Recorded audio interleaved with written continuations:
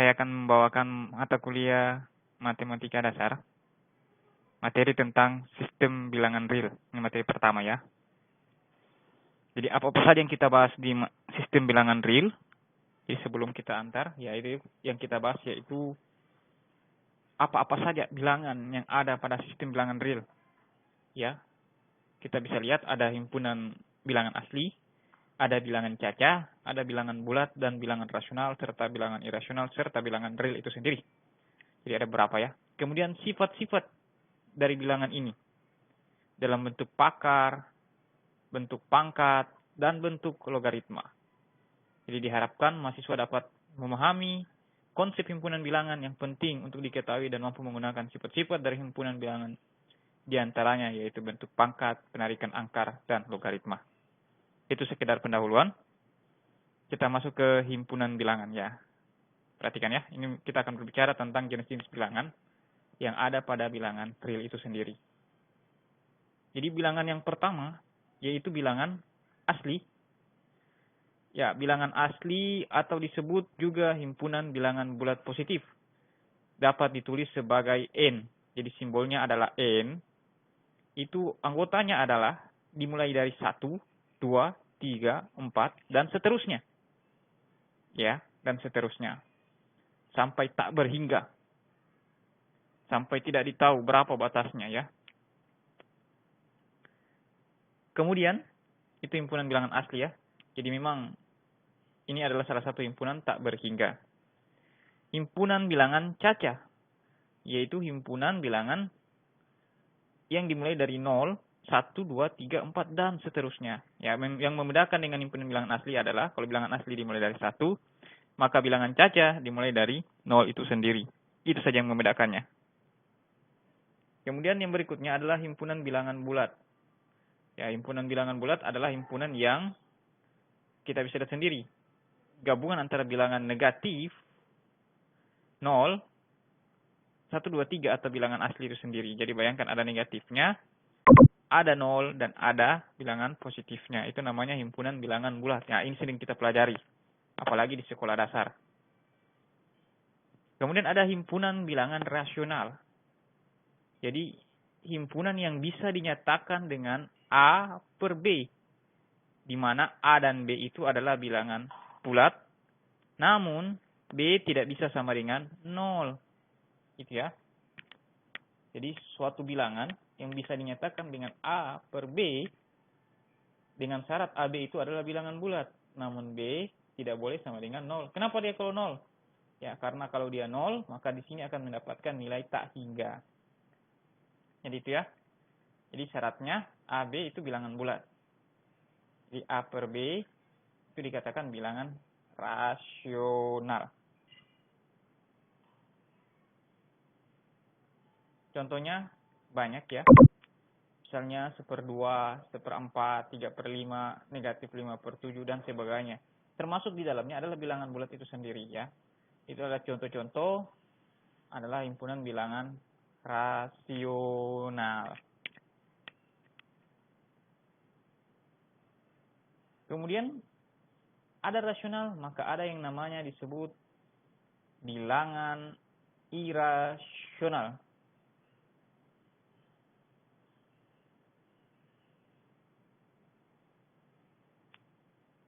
Ya. Kalau kita lihat di atas ini, teks yang di atas, berarti bilangan rasional itu bisa dikatakan bilangan yang terdiri dari bilangan bulat, bilangan pecahan murni, dan bilangan pecahan desimal. Sekarang kita masuk ke bilangan irasional atau himpunan bilangan yang tak terukur. Ya, tak terukur. Maksudnya bagaimana? Kita lihat. Irasional ditulis dengan ki tapi dikasih tanda petik. Artinya ya, X itu adalah bilangan rasional.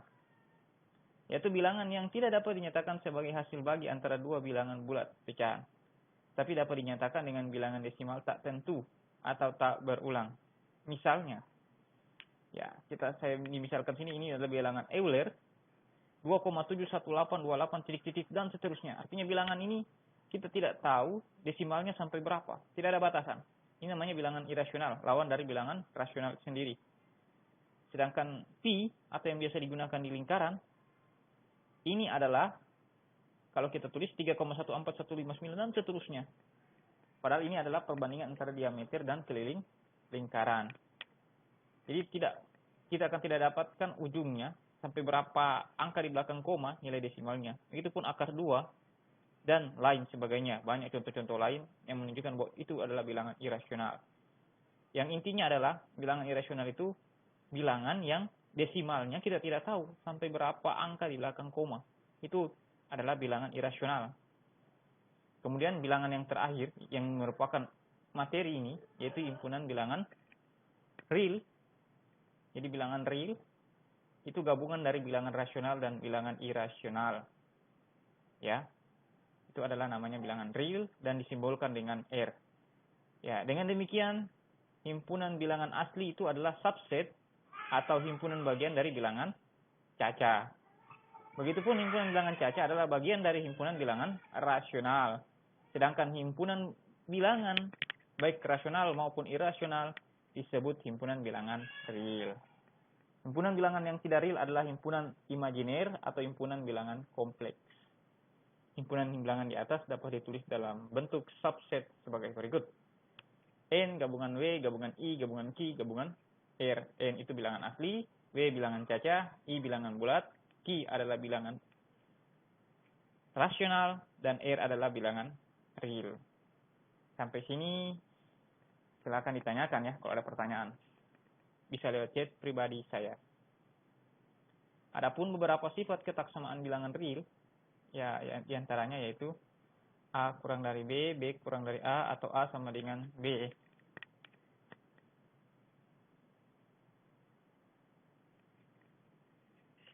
Jadi itu ya, kemungkinan dari itu seperti ini.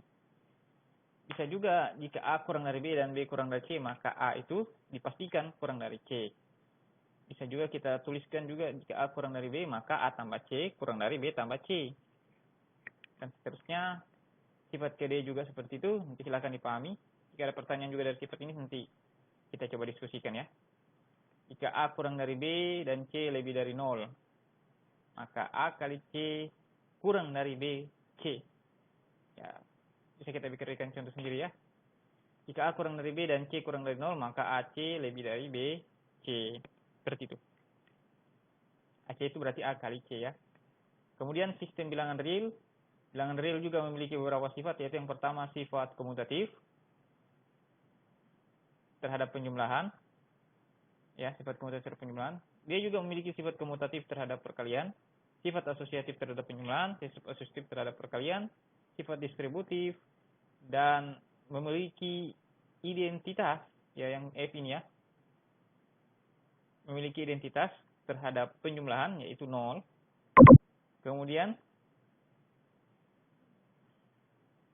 di sini yang terakhir,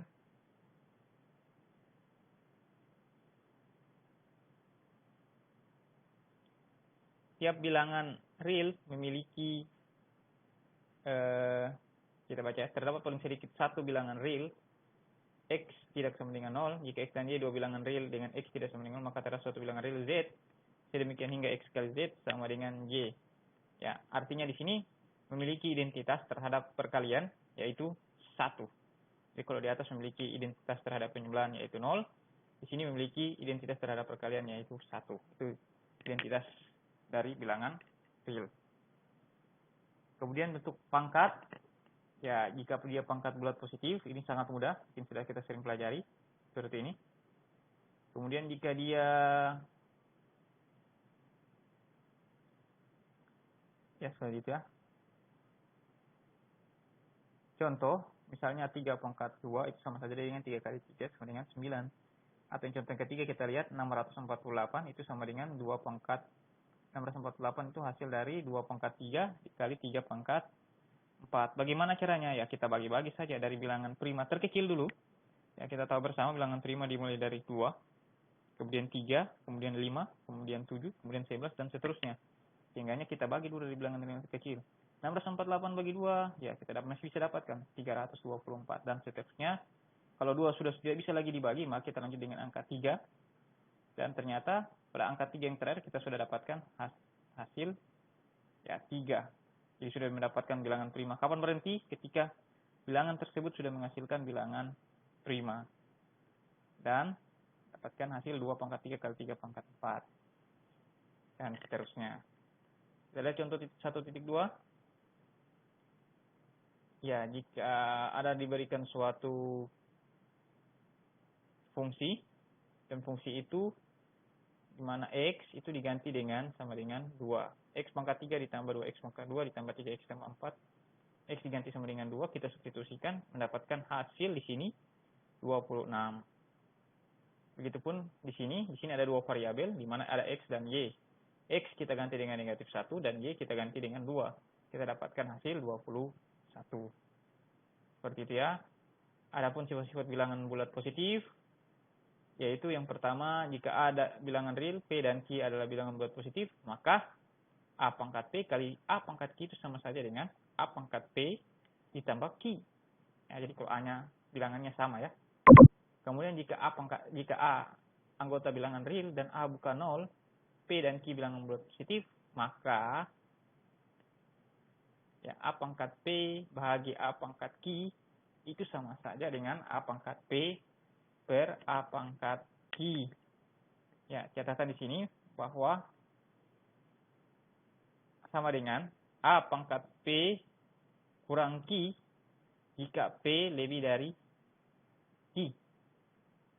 Ya, jika P lebih dari Q.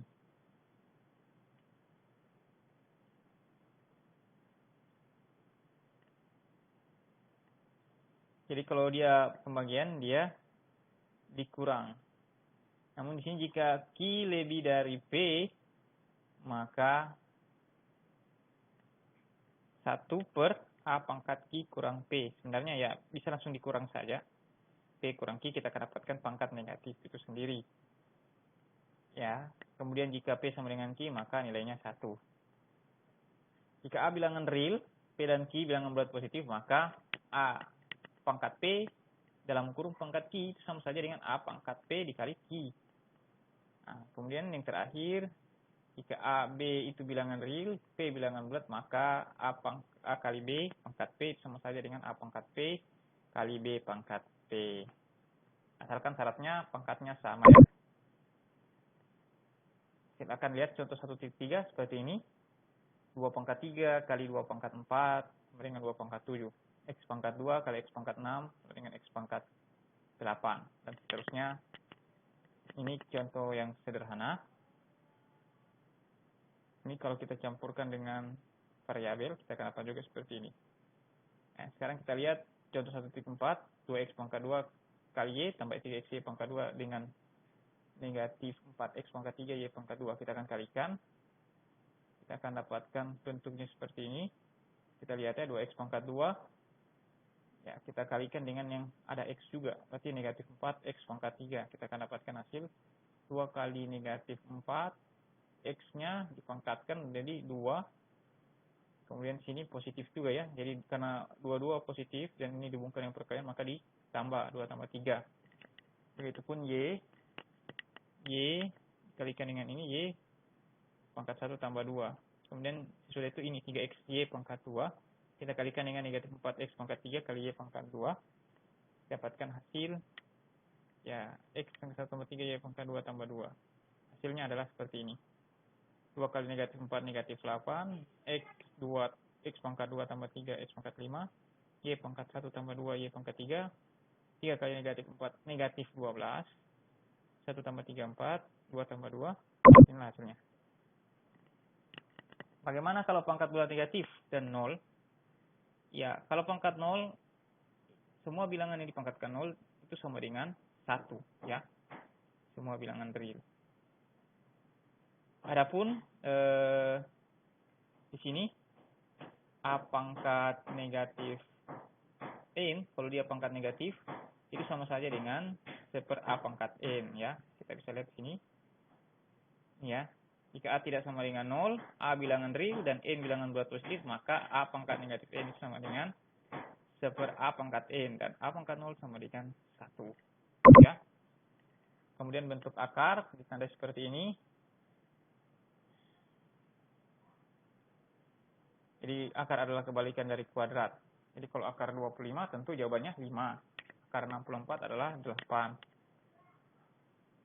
Akar 2, akar 3, dan akar 5 dan sebagainya itu juga salah satu bentuk-bentuk akar.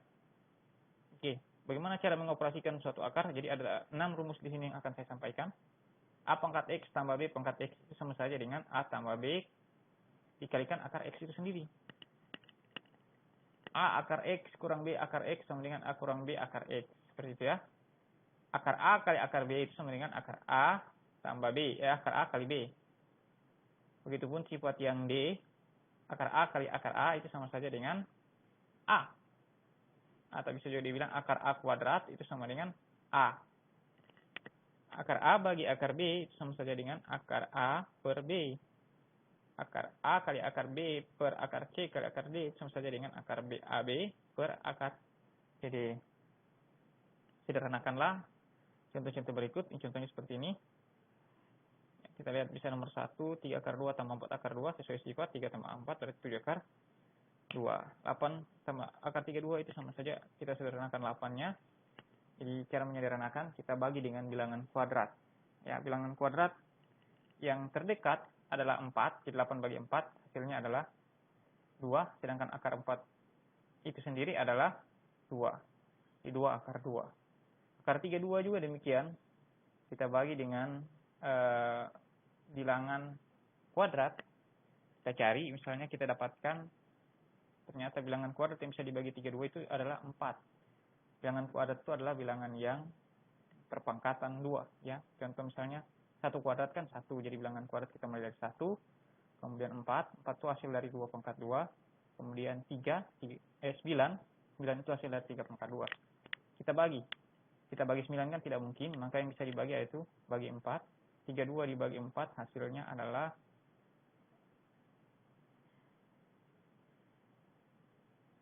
4 pangkat 2. 4 pangkat 2 itu 16. 32 bisa bagi 16 ya. Akar 16 itu adalah 4, kita tulis. Kemudian 2 bagi 16 itu yaitu 2. Jadi 4 akar 2. Tingkahnya sama dengan 2 tambah 4 akar 2 sama dengan 6 akar 2. Dan seterusnya, contoh 3, 4, 5, dan seterusnya. Di sini juga ada merasionalkan pecahan bentuk akar. Silakan dipahami. Ya, jika ada pertanyaan bisa ditanya langsung ya. Pangkat pecahan juga demikian.